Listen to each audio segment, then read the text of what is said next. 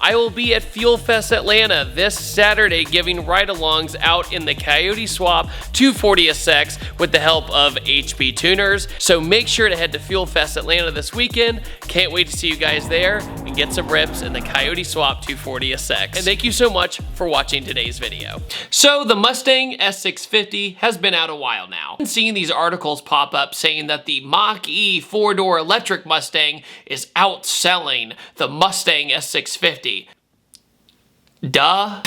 Obviously, it's a crossover that most families can lease for a very cheap price, and at the same time, it's a crossover. It has 4 doors. It's more useful to the average family and average person.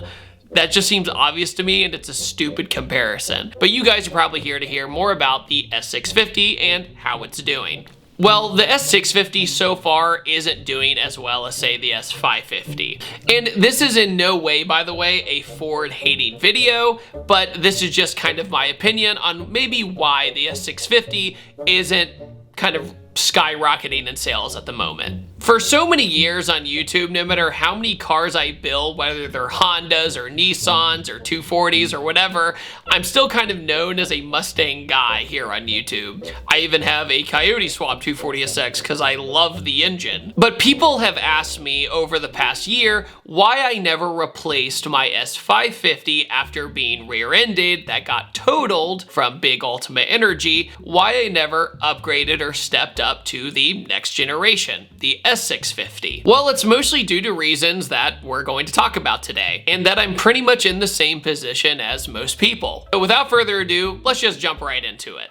Number 1 is the price. To give you perspective and full honesty, my 2013 Mustang GT was $30,000 and change, all the way back in 2012. My S550 Mustang that had 11,000 miles on it was a premium. It had leather interior, it had the digital dash, it also had heated and cool seats. It was the deal of the century. I got it for $31,000. I stole that thing, but still, just to make a point. It was a 10R80 car, or also known as the 10-speed, and I had plans to make it pretty fast. And it was a great platform for $30,000 to start with 400 horsepower. It would later go on to make 750 wheel horsepower with just a supercharger on it and some long tubes on 93 octane. So awesome platform for people like you and me who just love modifying cars. Now the S650 sales are due to many things, but one is simply not a fun thing to talk about, but it's true: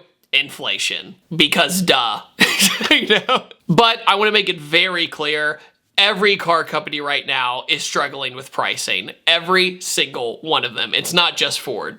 The car also has an upgraded interior. It has all the infotainment stuff powered by Unreal Engine. It's a more premium feeling car. It drives smoother. It's a nicer interior. It feels more like a GT car. Mustang GT. It's a nicer car. Now, the GT starts at $42,000 before tax, according to their website. Okay, but you and I both know you probably want some options for your Mustang GT, you know, bigger brakes, stuff like that. The premium already starts at $47,000. Already a massive jump from, say, a base model or slightly upgraded S550, or a used one even, a used S550. Say I want the classic ThatDudeinBlue Mustang, but in S650 form. Okay, Grabber Blue, that's another $250. Now we're already at $49,000. Okay, well what if I want the performance pack? Okay, that's with better wheels and tires, brakes. Now we're all the way up to $55,000.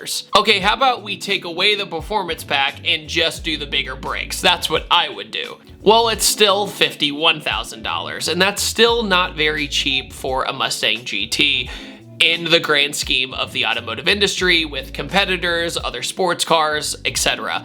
It's still pretty expensive. Here's the big question. Say you have some general knowledge about the Mustang platform. You understand the Coyote engine, you understand the transmissions, the independent rear suspension, and all that kind of stuff.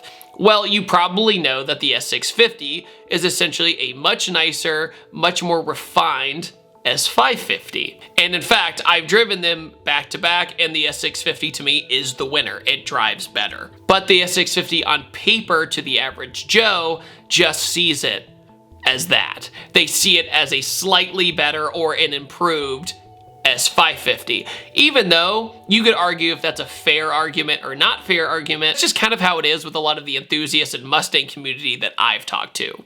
And for the value, the S550 is an awesome car. It's hard to deny. They are pretty reasonable to buy used, and they don't lose their value too much. So you're not really in the hole too bad if you decide to resell it.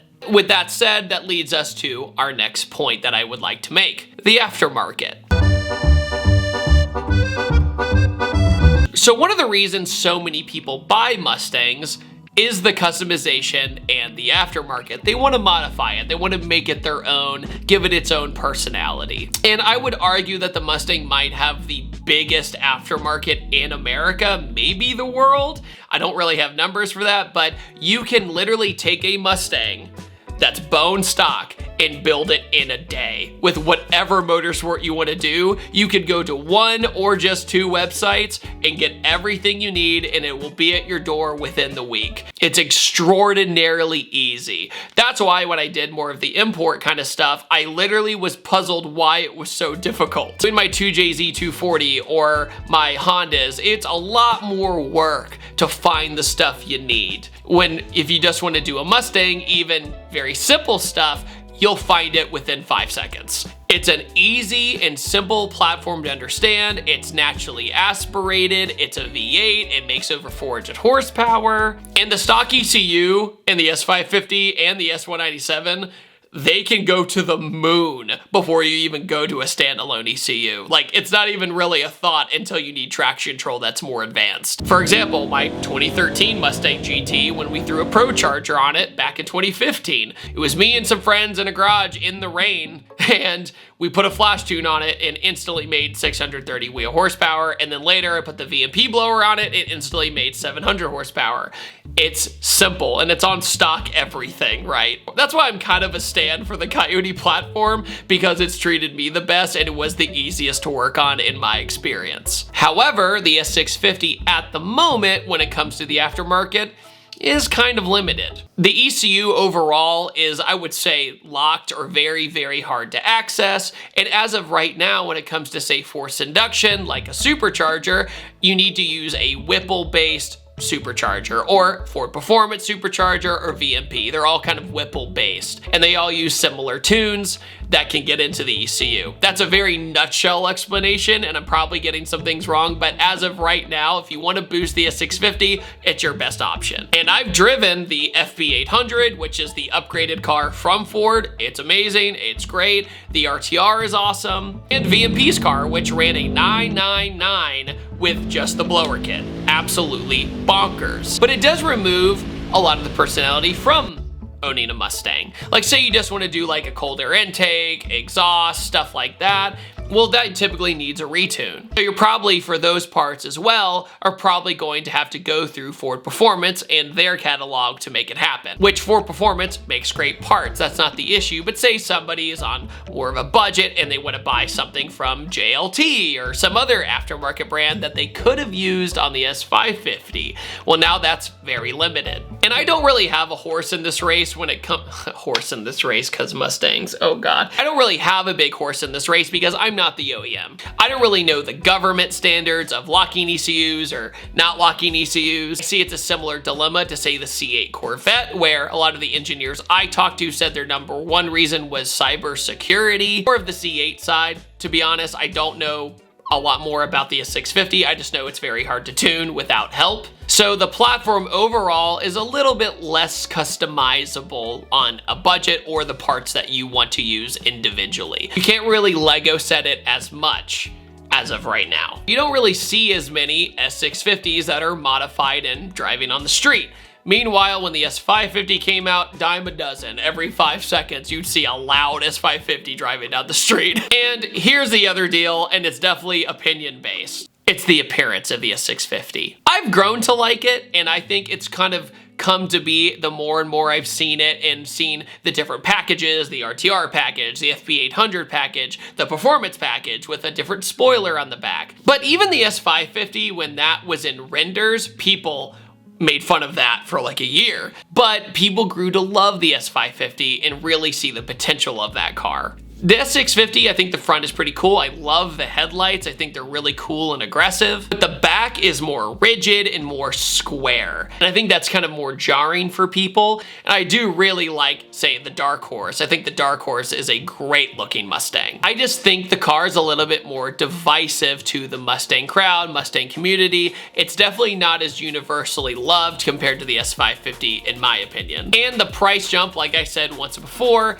isn't that friendly to people when they could just go buy an S550 for much cheaper in the used market. Because typically the more people see a car, the more they grow to like it. It's any marketing standpoint. The more you see something, the more the human brain kind of accepts it. But yeah, the S650 Mustang, I don't see as often as I did with the S550. And going back to the Dark Horse, I love the Dark Horse. It drives amazing. The manual transmission's amazing. The Tremec's awesome. It looks great. I love the drift brake, but it starts at $60,000 and you have to be hardcore into Mustangs to pay that kind of price when there's other competitors in the premium market right around that price that you're crawling up to, right? So you gotta really want that V8 rumble and sound, which it does sound glorious. So in a perfect world, I think I would have jumped onto the S650 sooner, one, if the price was closer to the S550, but also if I just didn't have so many other project cars that I want to fix, button up, and stuff like that. That's more of a personal reason than that. I'd rather fix my 240s and tune those and get those done and use that money than buy a new S650. That's why I've been daily driving a Miata for a year.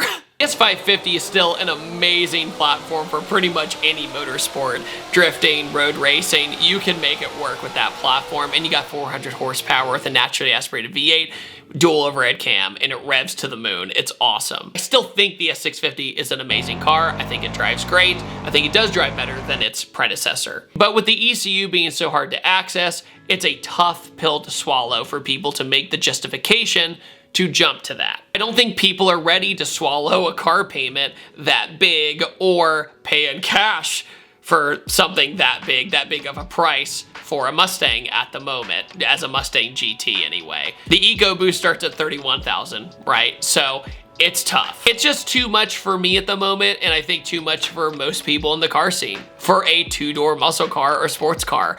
I get it. I get why it's not where a lot of people thought it was going to be, but the car is still awesome. It's not what I'm saying. Also, those news articles compared the Mach E to S650, just stop. That's just silly. It's just a dumb comparison. Anyways, what are your thoughts about all this? What do you think about the Mustang S650? I'd love to hear what you guys have to say in the comments down below. Thank you so much for watching this video. I appreciate every single one of you, and I will see you guys next time. Take it easy. Have a wonderful day.